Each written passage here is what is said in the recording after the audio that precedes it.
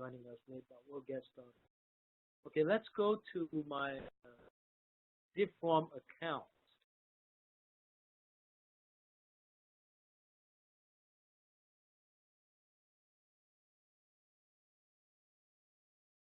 This is what my Zipform account looks like. For those of you that are newbies to Zipform, there are a few preliminary things you have to do. First thing is you set up your own profile. Make sure you put in the right address. In this case, I use Diamond Bar. I can easily change this to Fremont or San Diego. I just need to go to View Profile. This is where I change whatever information about me that I want to update. It's got my email, fax number, phone number, and it's got the company information. And that's where you have to go to set up. Because whatever you set up here is going to appear on the form. Okay? So much for profile.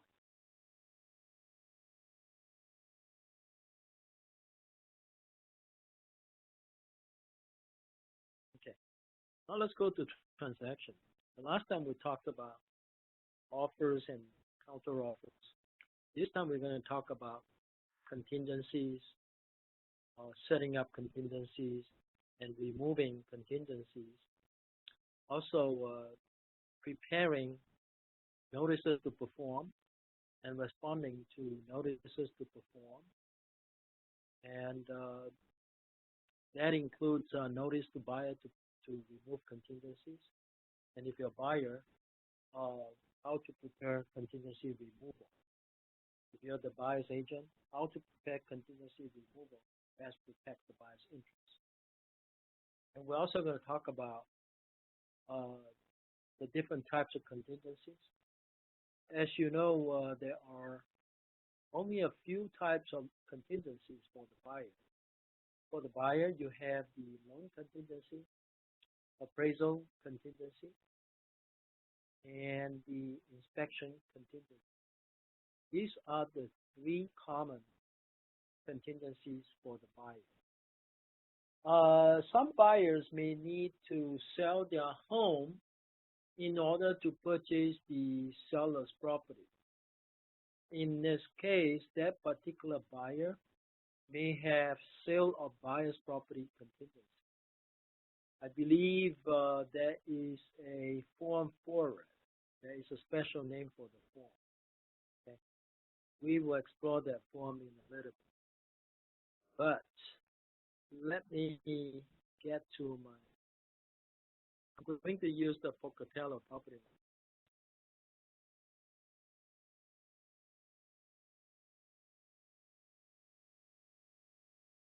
Okay, and go back and look at the offer document. I want to see if it's here. All right, it's not. So I'm going to import it.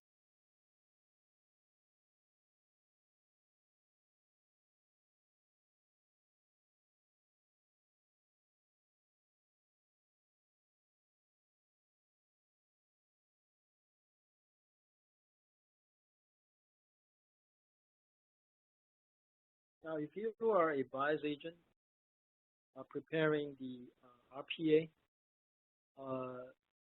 there are several places where there are contingencies. Let's go ahead and examine those contingencies.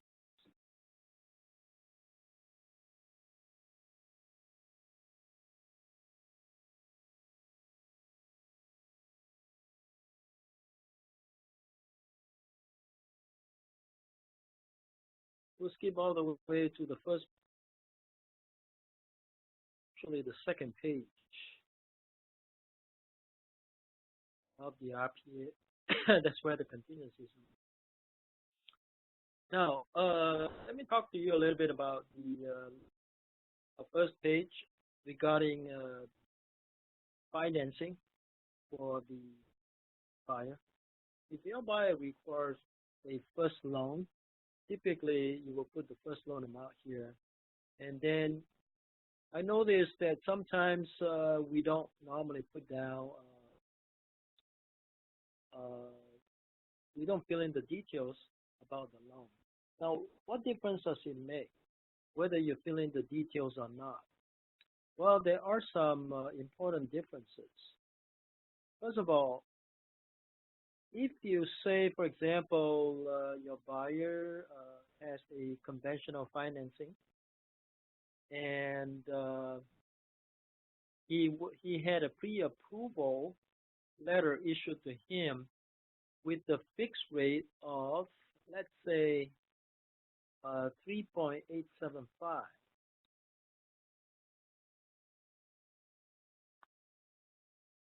And I put down 3.875.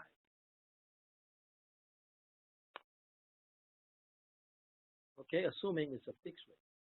The important thing of putting down this rate is this. If you don't put down any rate,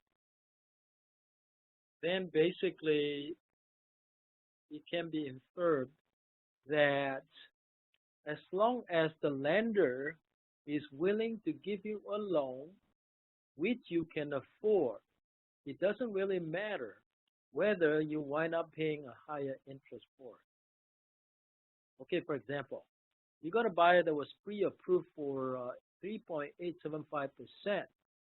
However, during the loan processing, it was discovered that the buyer actually had an additional debt or something about his credit that was not caught in the credit report. Somehow it was revealed during the escrow. Now, the buyer may not be able to qualify for 3.875 because the rate is going to change. If there was something about his credit that make him a higher risk for a particular loan, so the lender is going to charge him a higher interest rate. If you put down 3.875, you are telling the seller that your loan should not exceed 3.875% on the note rate. In other words, that's the rate on the promise rate note. But during the escrow, suddenly your lender tells you that, well, unfortunately now it's going to be 4.25. Now, even though you could afford a 4.25% interest rate, but affordability may not be the only reason, why you choose not to buy this property. You may choose not to buy this property because now you are going to pay a higher, greater payment. And you don't want to stretch out yourself too much financially. You may decide, even if you can afford it at 4.25%, that you want to cancel because the lender approved you during the escrow, but for a higher interest rate. So there may be some significance if we put down an interest rate here. Over the weekend, I did a pre-approval letter for a client. That client actually was pre-approved for 3.875%, no points, no fees. But what if it turns out during the escrow that he was pre-approved? I mean, he was approved for a different rate or different term. Can he say now, well, even though I can afford it, but I told you earlier that the interest rate that I wanted must not exceed 3.875. So in other words, it has some significance there. Although, that's something that you have. If I were the selling agent, if I know what rate the buyer was pre-approved for, I think I probably want to put it down here. Because if my buyer situation change, he can't afford this rate. I mean, he can't qualify for this rate. It gives me good reason to tell the seller that, look, we did tell you that, our loan, the interest rate shall be fixed rate, not to exceed. The significance of not to exceed language is that it seems to suggest that if you wind up getting a higher interest rate, you have good cause, good reason to cancel based on a loan contingency. So sometimes it may be important to look at your buyer's pre-approval letter and decide if you want to put down an interest rate here. Okay? I'll leave it blank for now. Same thing, if you have FHA or VA, you check the box accordingly. And then you got adjustable rate, not to exceed, same thing, right? And then sometimes, regardless of type loan structure, buyer shall pay points not to exceed, same thing. If your buyer was pre-approved for a certain rate, no points, no fees, right? If it's no point, no fees, you can put 0 points here. But sometimes the buyer may be pre-approved for 1 point, and somehow, in order to make it work for him during the escrow, because of change of his credit situation, he may have to pay like 1.5 points just to get the same interest. So these are things that may be important for you to put down if you know it. If you don't know it, you just have to leave it blank.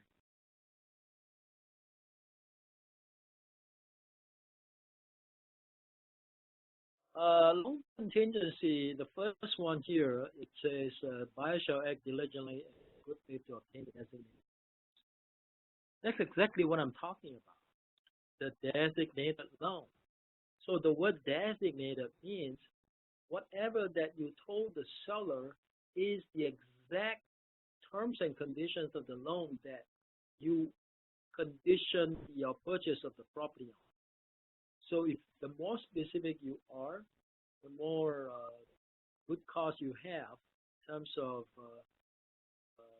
you know the reason for canceling. Now, suddenly, if you can still get it for the same rate, same terms, and then suddenly you tell the seller that, oh, I'm canceling based on loan contingency. Of course, that would be bad faith because you get the exact same terms that as what you told the seller. Okay, and notice the word good faith. Now, you have to act in good faith when you have a loan contingency. You can't just use loan contingency as a reason to cancel when you have no problem with getting the loan at all on the same terms and conditions that you previously told the seller. So it's kind of important to let your buyer know that the cancellation based on loan contingency would have to be exercised in good faith. And on the standard form, there's always the loan contingency removal. This has to do with the seller's right to require the buyer to remove the loan contingency at a certain time. The default 21 days, that's the loan contingency period that comes standard with it. It's actually too long for many sellers to tolerate. I can tell you though, especially in the Bay Area, like in the San Jose area, you try to use 21 days loan contingency, probably you, unless there are no other offers aside from yours, your offer is not going to be very competitive. Now, exactly how many days do you want to put for your loan contingency will depend on the type of loans that your buyer has. If your buyer has one of those foreigners loan, you need all the 21 days. You might need even longer than that. But even for foreigners loan, if you use something that is greater than 21 days, you run the risk of the seller thinking that perhaps they have to wait a long time to figure out if you're going to buy the property. So sometimes the seller may decide to pass on your buyer's offer if you put down like 30 days. If the lender tells you 30 days, now what if the lender tells you 30 days? You want to put 30 days here? I suggest not. You know what you can do though, even if you really need 30 days, you take a chance. You use the default 21 days. And then when the time comes for your buyer to remove the loan contingency, you just don't remove it. Now, what would be the consequence of your buyer not willing to remove the loan contingency 21 days after acceptance, if 21 days is your loan contingency period? Well, first thing, on the 22nd day, some agent may serve a notice to buyer to perform. And on that notice to buyer to perform is going to say, remove contingency. Within, I think usually you have like 72 hours or 48 hours. I can't remember. It's on the form. Okay. Now, what's the likelihood that the seller is going to cancel on a buyer who only have 9 more days to get complete approval of the loan after the seller had waited 21 days? Usually the chances are very slim that will be canceled. However, that is just a strategy that you have to think through and then have to discuss with your buyer. If you represent the buyer, do you want to put down 30 days? If the lender tells you 30 days, you want to take your chances on 21 days. Well, I'll take my chances on 21 days. Now, what if your buyer's lender says 30 days, and you know you're in the San Jose area, and you use 21 days? Well, 21 days is very, very long, especially when in the price range like $1 million. So we're still very hot market. Even 14 days is kind of long for some sellers. You know, in the San Jose area, sometimes I was asked to change it to 10 days. Well, I have to look at the situation. If my buyer's lender tells us 30 days, and the seller wants me to put 10 days, well, I got a decision to make. Do I insist on using 30 days? Well, if I insist on using 30 days, I'm out. Do I take some chances and tell the seller 21 days? Well, more likely than not, you tell the sellers, the San Jose area, $1 million purchase, 21 days, you are out. Sometimes if you tell them 14 days, you are still out. Okay. Well, what do? The buyer's lender tells you 30 days, foreigner's loan, and seller insists 10 days. Well, you ask your buyer, how much do you like this property? If the buyer really likes this property, I tell you what, you take your chance. You tell the seller 10 days. All right, you do 10 days here. Assuming I put 10 days over here, right? Okay. Even though my buyer's lender already told me probably 30 days before we know it. But there are some tricks that I'll teach you later. Okay. Let's move on for now. Now, if your buyer is all cash, make sure you put an X over here. Okay. Now, sometimes you see the X, sometimes you don't. But now I do see the X. Okay. You know, sometimes you just don't see it here because there's a glitch on the form. If you don't see it here, find a way later on to put an X over here. You don't have any loan contingency. Okay. Now, you only check this box if the front page, the page number 1 says all cash offer. If it's all cash offer, check this box for no contingency. Okay. If it's not all cash, please do not check this box. Then check this box. Now fill in this blank over. All right. Now I'm taking my chances of using 10 days. Look what will happen later. Now next, number 4.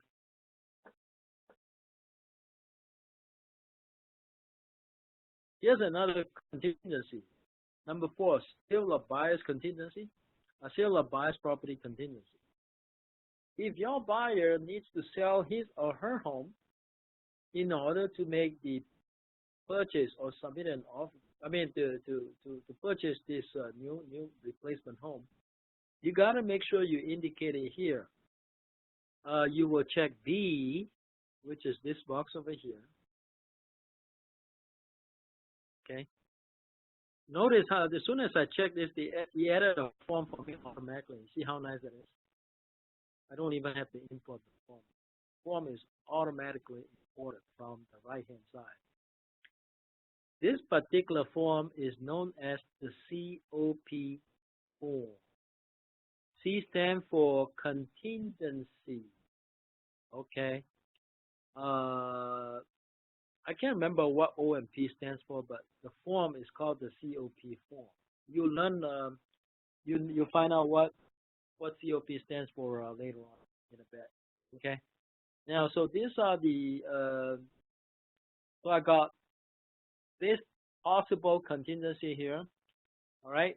If this one applies, check this box. If it doesn't, do not check this box, okay? Now, for purposes of illustration, I'm going to check this box. I'm going to assume that I have a buyer's, still a buyer's property contingency. So I got loan contingency. I didn't talk about appraisal contingency. Let's talk about that. I think last time I mentioned about appraisal contingency. These days, I hardly use appraisal contingency. When do I use appraisal contingency? If I have a loan, I do not need appraisal contingency because, well, I may or may not use appraisal contingency. I have to talk to my buyer first. I mean, how much room my buyer has on the fluctuation or change in the interest rate due to unforeseen circumstances. If my buyer is pretty adamant about not purchasing the property, if he can't get his loan for 3.875% at 0.0 fees, then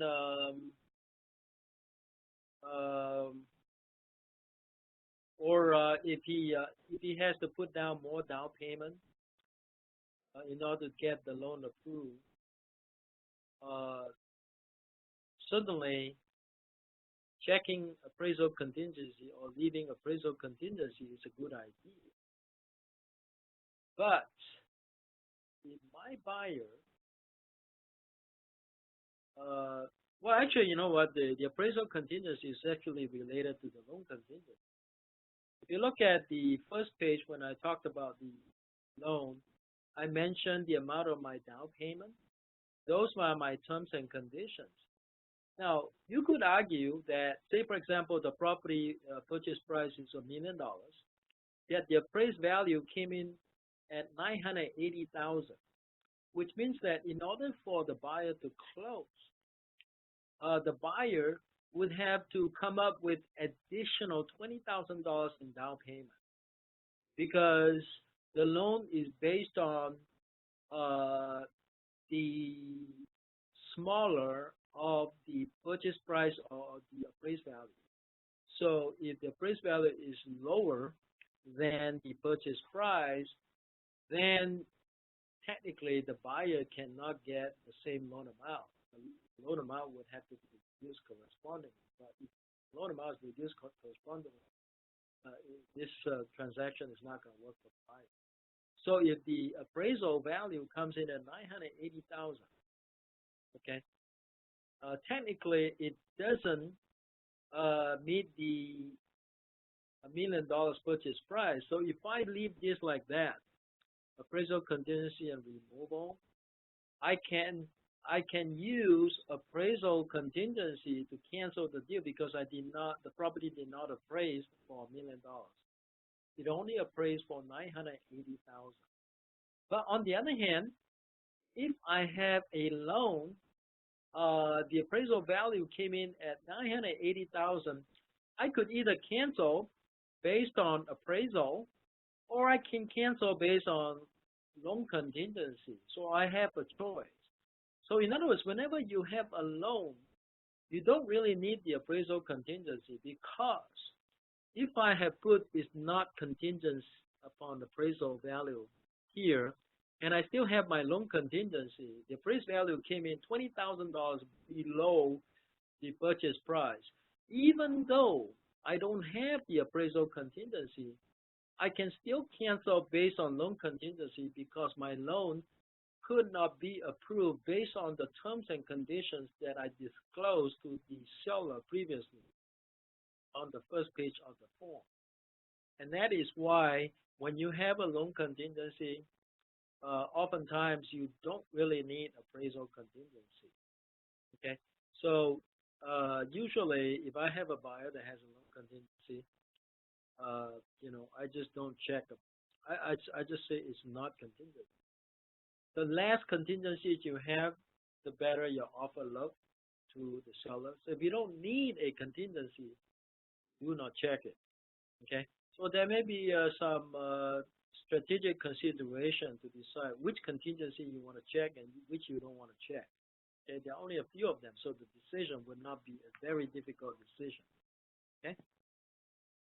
All right, let's move on.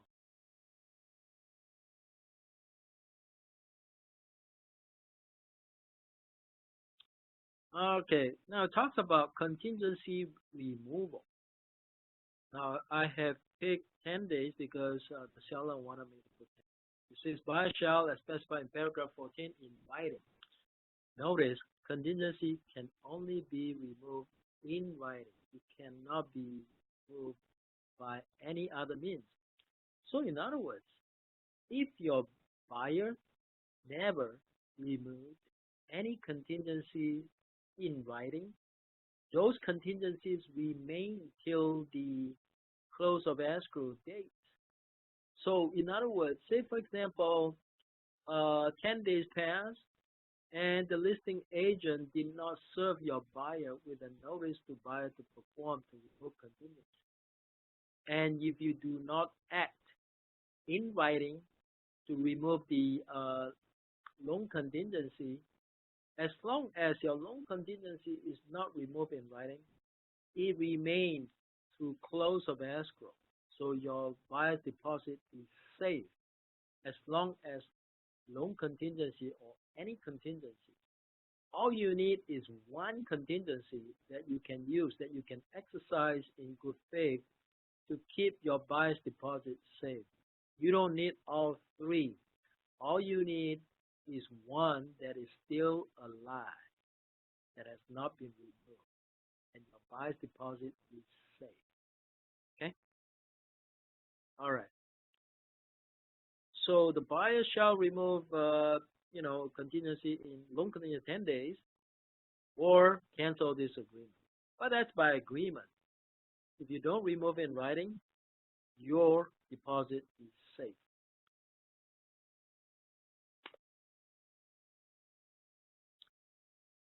Okay, we talked about sale of buyer's property. So talked about loan appraisal. We have not talked about inspection contingency. All right. The buyer has inspection contingency, which must be removed in writing as well. We call that active removal of contingency. Many years ago, before the form was revised, what we had was a passive removal of contingencies. The difference between passive and active removal is that passive is actually more risky for the buyer. If the buyer, now if this had been a passive removal of contingency agreement, not active removal, once 10 days pass, the contingency is removed automatically. In other words, if the buyer in a passive removal purchase agreement, purchase agreement, the agent has to be vigilant. Agent has to watch out for all of this damage.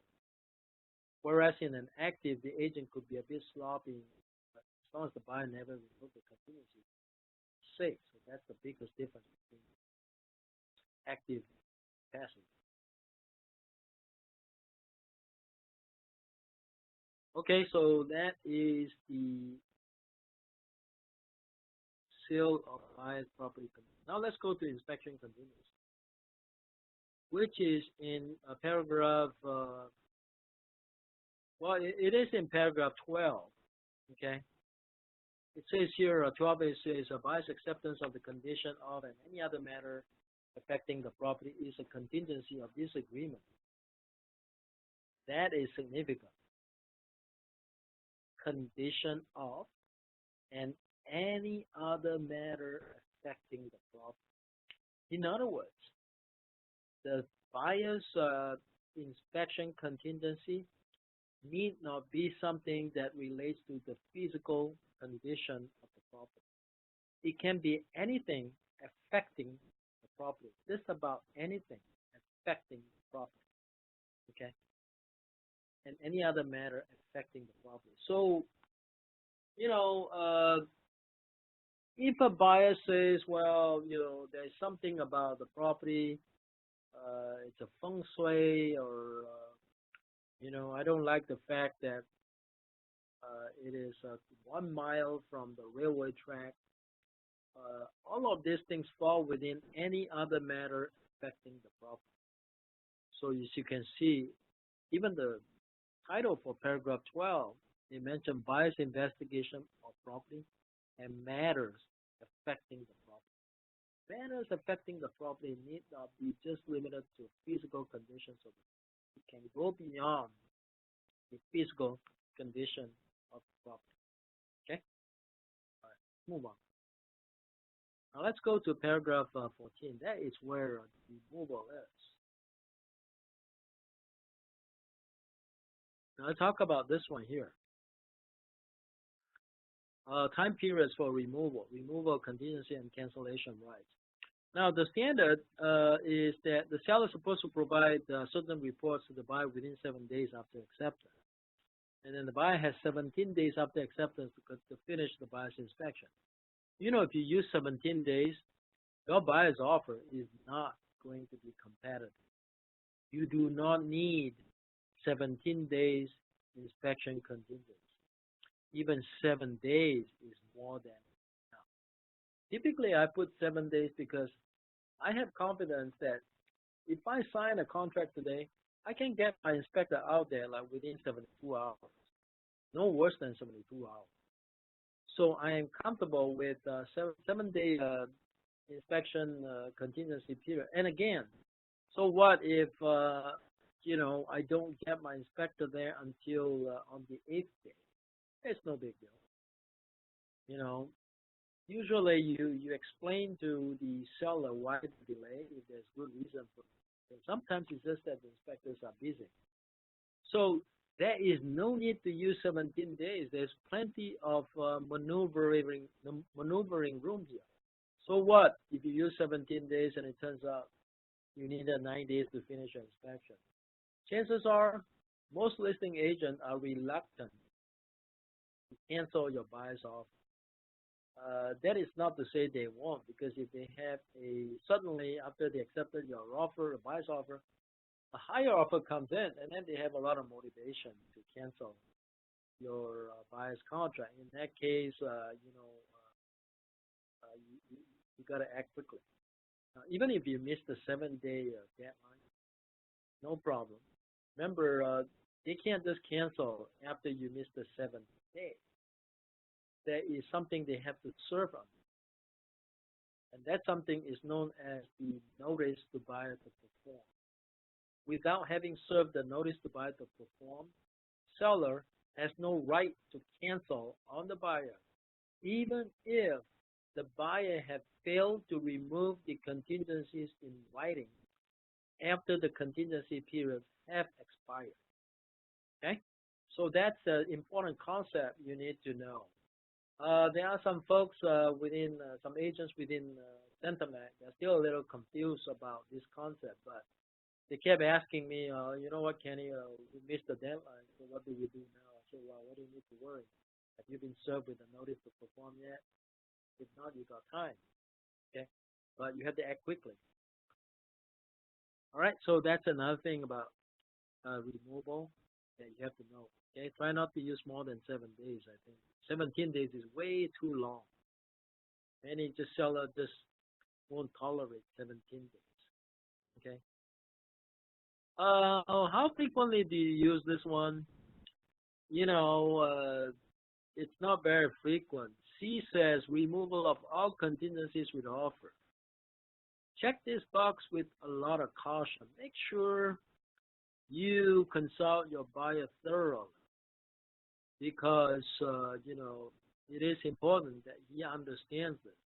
Certainly, if this box is checked, it will look, your offer is going to look very attractive to the seller, such that your offer is going to rank very high. But it is very rare that you know, your buyer is comfortable to allow you to check this particular box. So I would not use it.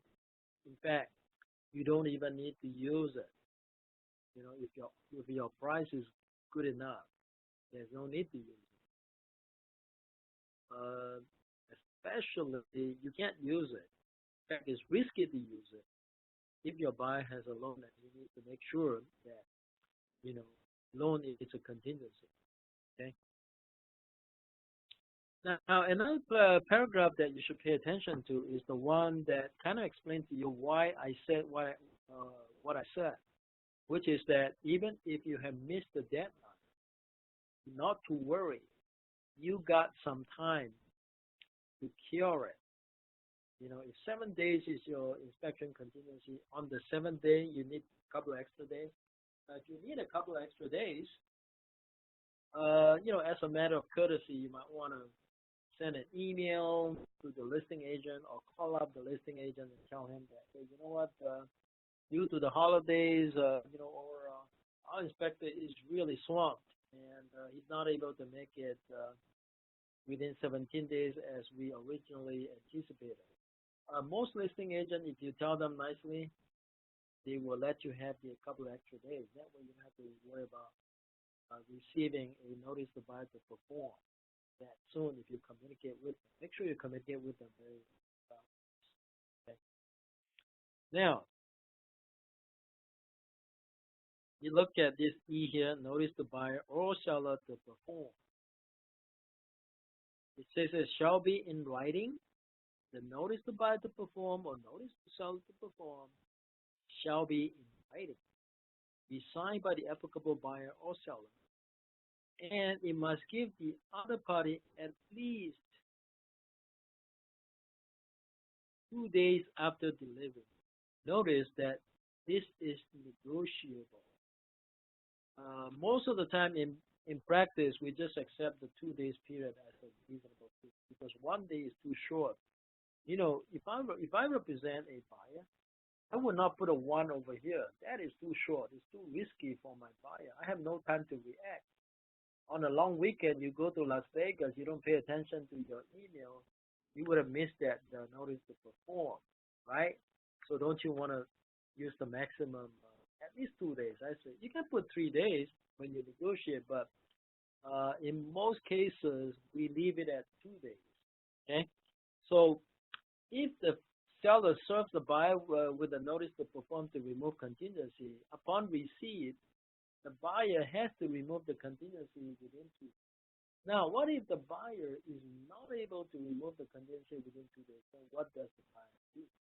What can you tell your buyer if you're the selling agent? Well, the loan needs more time, but usually you don't want to wait until the last moment to inform.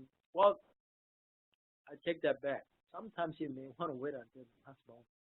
It depends on how deep into the contract you are. Now, say for example, you made the mistake of specifying a 30-day escrow when your buyer in fact had a foreigner's loan and he's going to need 60 days to close. Now, you just secured a listing, a contract. Do you now immediately tell the listing agent, oh, I'm sorry, we misstated the 30 days. Do you guys mind amending it to 60 days?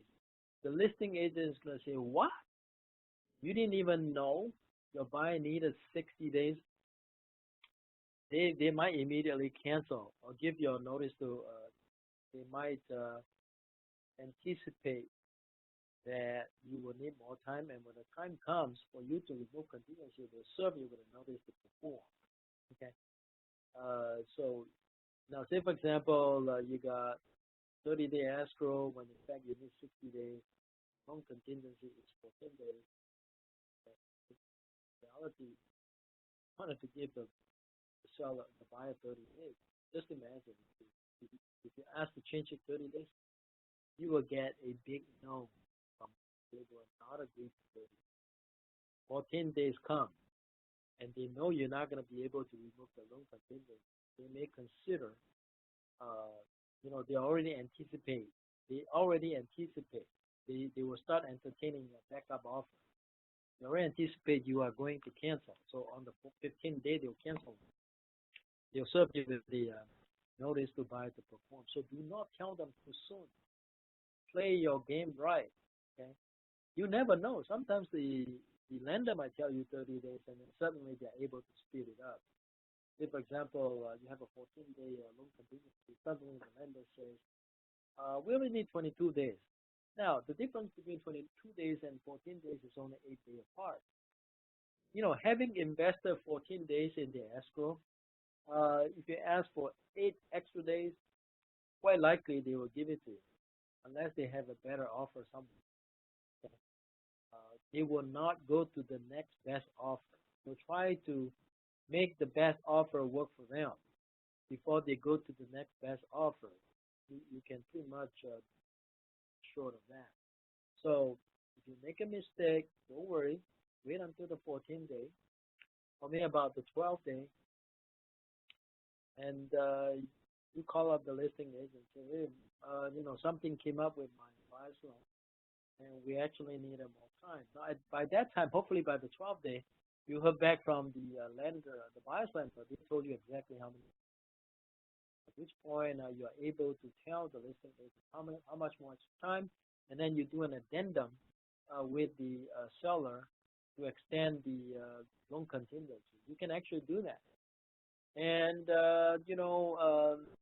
some seller may threaten and say, no, we are going to cancel on you. But if you're still the best offer, the highest offer, and you're already close to 14 days into escrow, you have already invested 12 to 14 days, chances of getting cancellation is not so great. If you work with the listing agent, you appear to be reasonable. Okay, certainly they might feel like you misled them in the beginning. Okay, so if you made a mistake like that, but sometimes when you want your buyer to be competitive, especially when you have a foreigner who's a buyer, most of the time they can't be competitive in terms of the time, because the loan actually takes a long time to process. Okay? But once you remove the contingencies, you got no contingencies left. If you don't close, you lose your deposit. So much about the RPA. These are all the contingencies that we need to talk about. Oh, there's something else about the RPA I wanted to mention, which is this one here. Let me go back here, which has to do with the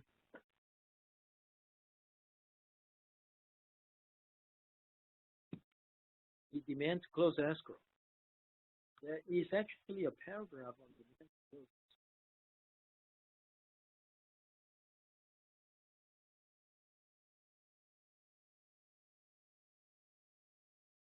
It's probably not here, but I think it's up here somewhere.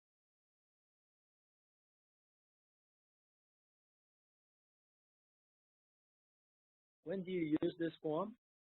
Well, let's say, for example, everything is going along fine, and come close of escrow date, suddenly the buyer, for whatever reason, is having trouble closing his loan, even if the lender has already approved his loan. Now, at this point, what can you do if you're the listing agent? Well, you know what? How important is it to serve a notice, a demand to close escrow? You see G right here. You see close of escrow. Before buyer or seller may cancel this agreement for failure of the other party to close escrow pursuant to this agreement, buyer or seller must first deliver to the other party a demand to close escrow. That is the DCE form.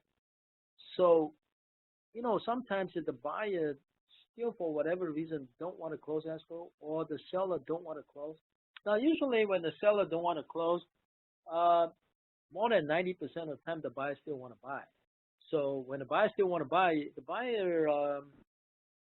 buyer still want to buy, it doesn't mean he can't serve the demand to close escrow. He can still serve his demand to close escrow. Now, if you have a choice of whether to serve a demand to close escrow or not serving a demand to close escrow, here are some strategies. If you are a buyer, seller doesn't want to close, certainly it's good to serve him, to put him in default. If he doesn't close on time, you can actually Well, depending on the reason for not closing, though. If he changes his mind about selling to you the property, you may still want to serve the demand to close escrow. There may be some legal importance for doing that. Okay. You don't need to know about the legal importance yet, but just know that it is legally important to serve the demand to close escrow. If you have a buyer who wants to close and the seller don't want to close, comes the close of escrow date. Okay. Now notice that, you know, and that's another important thing. Let's say the close of escrow date is August 31st. And August 31st, for whatever reason, the buyer's money still has not come in. Okay. The seller has already deposited his grant deed. Can you now, on September 1st, serve a notice of cancellation on the buyer? No, you can't, because the prerequisite to cancel is to first serve a buyer with a demand to close escrow. Okay, you have to give the other party, in this case the buyer, at least 3 days after delivery to close escrow. So the buyer has 3 days, even if he misses the close of escrow date, to still close the escrow without any legal trouble. Okay, but there may be some other legal issue which we can talk about future. Today, just know that the buyer actually has 3 extra days beyond closing. Even, but if you're the seller, you know, especially the listing agent, if time is of the essence, don't forget to serve the demand to close escrow. Now, even if your seller could give him extra time, it doesn't matter. Serve the demand to close escrow to preserve your client's right. You have a chance to serve a demand to close escrow, serve it. Serving demand to close escrow serves 2 purposes. Number 1, it gives your client more legal rights. Number 2, it actually will speed things up a little bit. It puts everybody under the gun. Okay, it is important to serve it because it is a legal right that your client has.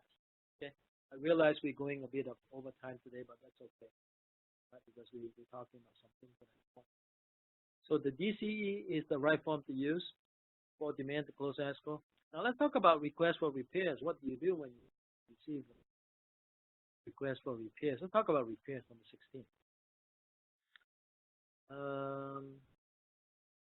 Oh no, that's something else. That's it says repair shall be completed prior to final verification of condition.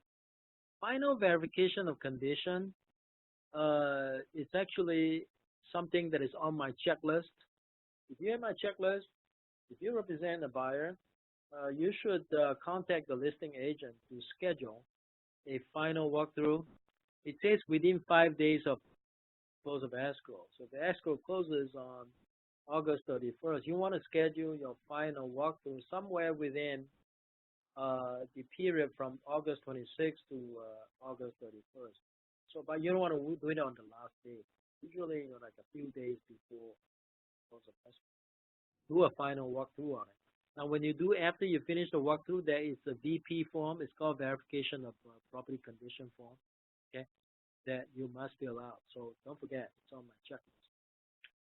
As far as repairs, it said repairs must be completed prior to final verification condition. So if the seller is making some repair, you want to be on top of it. Make sure that the repairs are completed as agreed. If the seller agrees to make repairs, make sure repairs are completed before the final walk. Okay. Let's see here. There is something in here. That talks about requests for repairs. It says here, within the time specified in paragraph 14b1, which is the 7-day inspection contingency, buyer may request the seller make repairs or take any other action regarding the property. However, seller has no obligation to agree to or respond to buyer's request.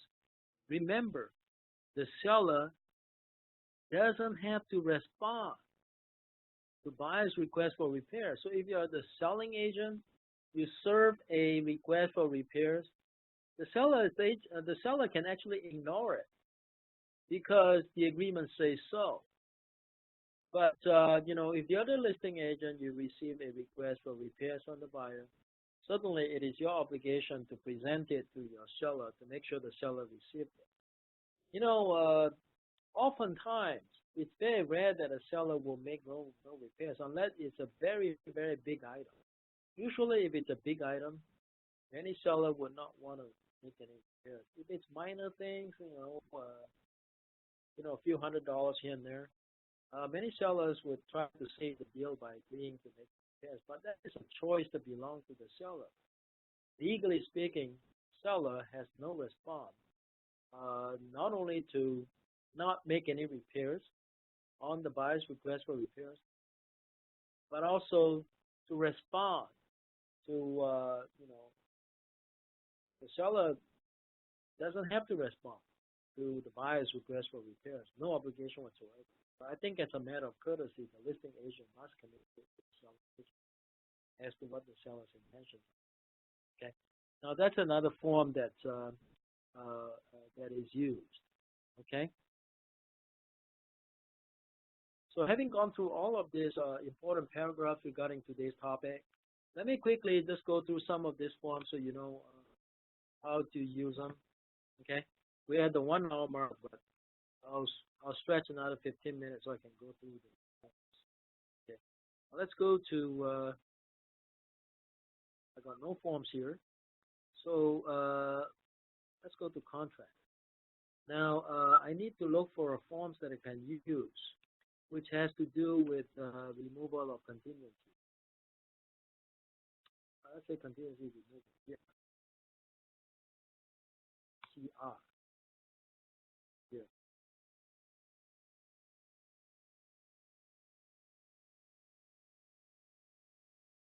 Let me open.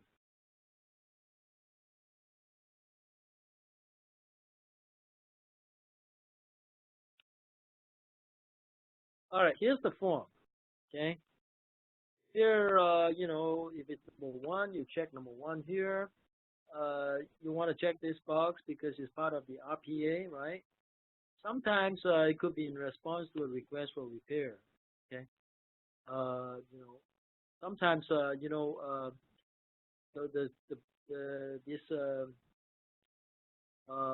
seller may agree to make certain repairs at the request of the buyer on the condition that the buyer remove contingency. So if that's the case, you wouldn't check this one, but you would check here. Okay. Or sometimes you have situation where there was some going back and forth between the buyer and the seller, such that you need to use this particular form. It's called response and reply to request for repair. So you have to check the box accordingly, depending on your situation. I hate to see boxes unchecked, so make sure you check the appropriate box when you prepare the form, because otherwise, you have incomplete forms and I don't like to see that. Okay. Now the date here pertains to the date of the document. So if this date here, if this box is checked, this date pertains to this document. If that box is checked, and this date have to pertain to this document, make sure you put in the right date accordingly. Okay. And usually the zip form automatically populates this form. Now, if if the buyer required to remove, this is the form that the buyer should check if the buyer wants to remove all buyer contingency. Instead of checking box by box, if the intention is to remove all contingencies, then please, by all means, use this box. There may be some buyers that are very, very cautious. They're very reluctant to check this box. They prefer to use A, where every contingency is checked manually. It's more work, but it accomplishes the same purpose, just more work. So depending on what your buyer is comfortable doing, you may check it individually, or you remove all contingencies. Sometimes you only have partial removal. For example, the buyer may have inspection contingency they're removing, but they're not removing the loan contingency. So in this case, it's just the fiscal inspection. Here you got paragraph 12 and paragraph 12. Why do we have paragraph 12? Two for paragraph 12 because one is talking about physical condition. The other one is talking about bias investigations that have nothing to do with physical condition. As a practical matter, most of the time we lump number 3 and number 4. Okay? But all of these are contingencies. So, which tells me that, you know, in most instances, I insist the bias check here if I'm the because I don't want. I simply ask the selling agent, do you guys have any more contingencies that you want here? If the guy tells me none, say check this box. The guy say, well, I can remove everything except. Then you do this one. Actually, do the B one, which is all bias contingencies are removed except, and then you check appropriate box. I think in most instances you will be using this. Okay, unless you're in a situation where there are many remaining contingencies, but you're simply removing one particular item. In this case, you will not use B and C because they are not practical. You'll wind up using A because you're only removing specific. Okay.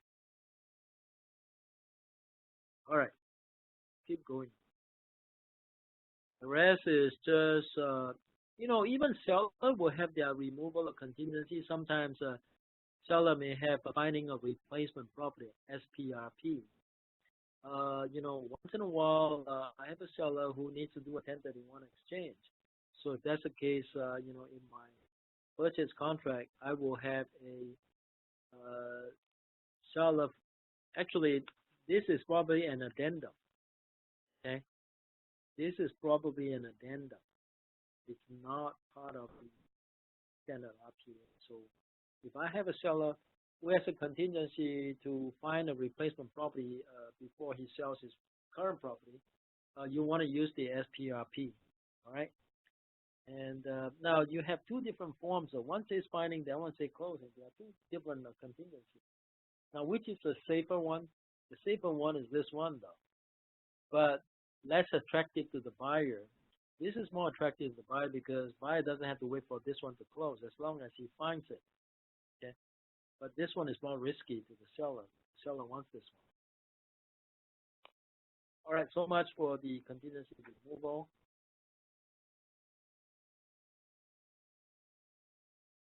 Now let's talk about notice to buyer to perform, or NDP. You see how I do the search? I just use the abbreviation. So much easier. I can quickly get the form, right? Okay, open this.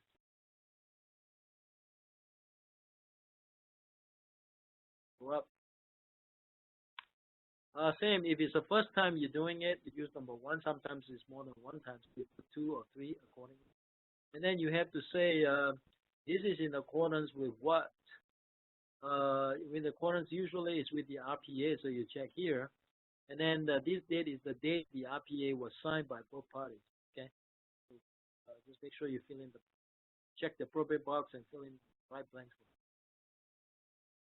Now this is the seller serving a notice to buyer to perform to the buyer who has not done his job.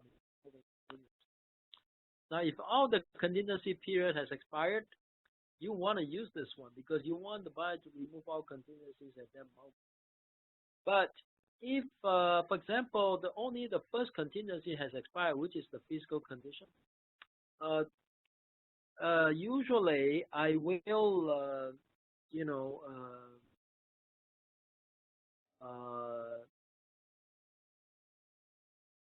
here I'll check this one if it's a physical inspection.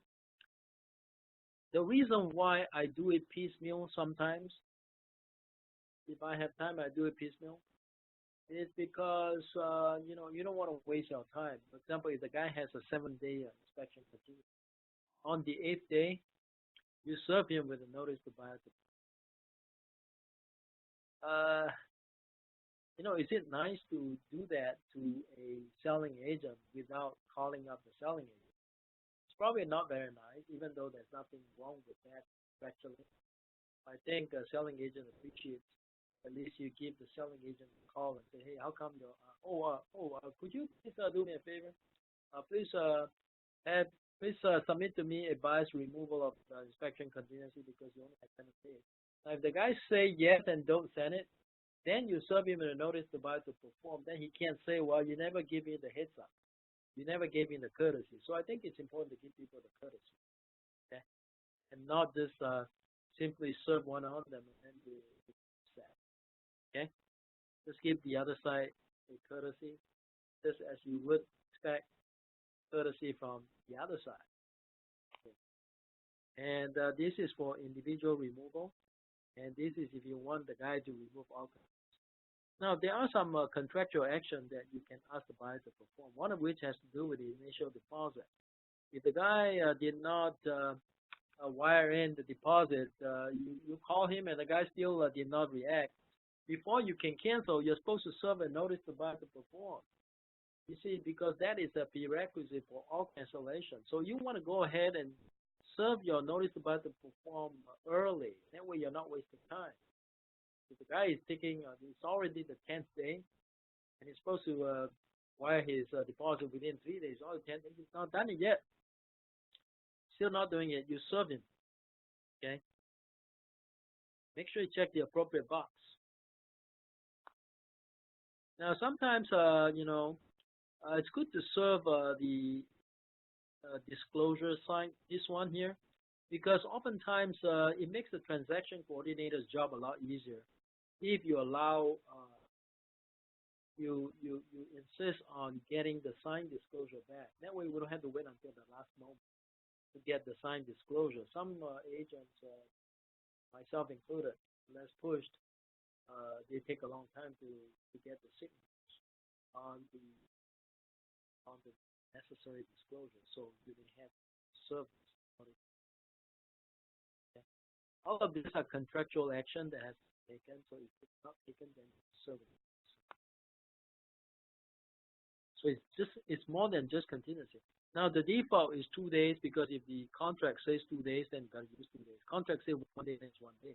Contract says 3 days, you gotta change this to 3 days. All right. Otherwise, the default is 2 days. Okay, that's notice to buy to perform. Now let's move on and go to notice to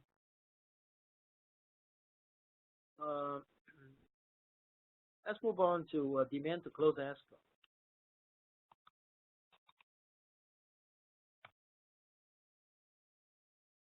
Yeah.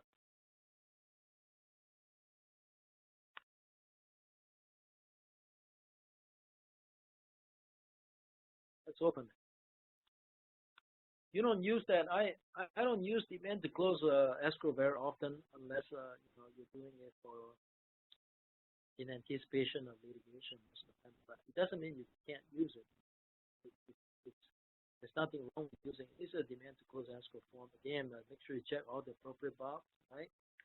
Make sure and it tells you there are two options, option A or option B. Option A basically say to close escrow not earlier than the agreed upon close of escrow date. So technically, if the escrow close date is August 31st, the earliest you can serve a demand to close escrow is actually August 28th.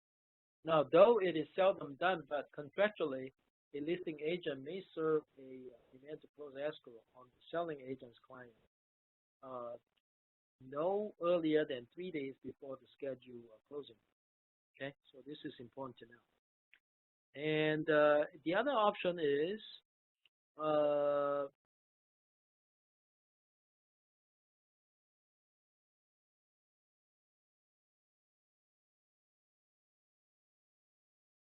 at least 3 days after receipt of this demand to close escrow, but no earlier than the here you specify a date. Here you don't specify. For example, this one has a calendar date, so that's the difference too. So this one you just indicate the number of days. Whether you pick A or B, I think it might be safer to pick A, because I think that is according to the contract. No, I rarely use B. A is good.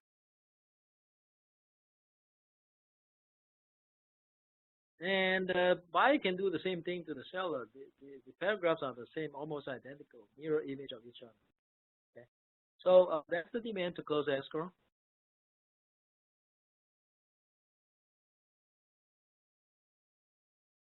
And one final form I want to talk about, which is the request for repair.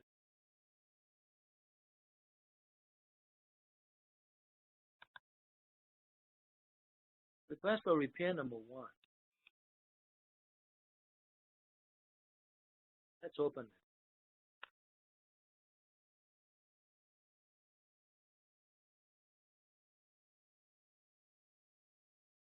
Okay, this is request for repair number 1. That's probably, most of the time, is prepared by the buyer's agent.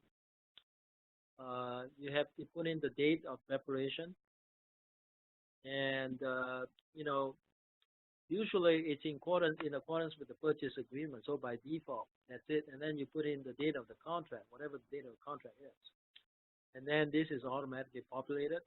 Now, the buyer's request, and you can actually list out all the things you want the seller to repair, or you can attach a list if it's too long. Sometimes you don't have enough space to put in.